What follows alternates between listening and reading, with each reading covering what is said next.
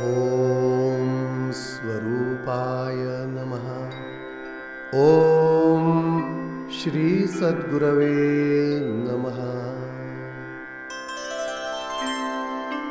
ॐ वाङ्म आसन्नसोः प्राणश्चक्षुरश्नोः श्रोत्रं कर्णयोः अपलिताः केशा अशोणादन्ता बहुबाहोर्बलम् ऊर्वो रोजो जङ्घयोर्जवः पादयोः प्रतिष्ठा अरिष्टानि मे सर्वात्मानि भ्रष्टः तनुस्तन्वा मे सहे दत्तः सर्वमायुरशीय स्योनं मे सीदपुरुः पृणस्व पवमानस्वर्गे प्रियं मा कृणु देवेषु प्रियं राजसु मा कृणु प्रियं सर्वस्य पश्यत उत शूद्र उत आर्ये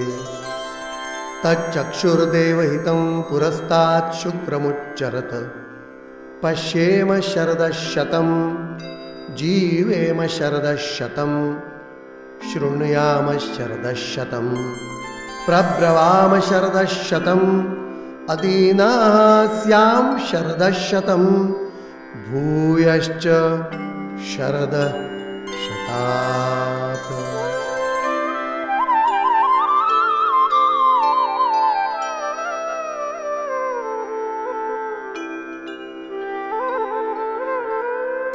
ॐ शान्ति शान्ति शान्ति।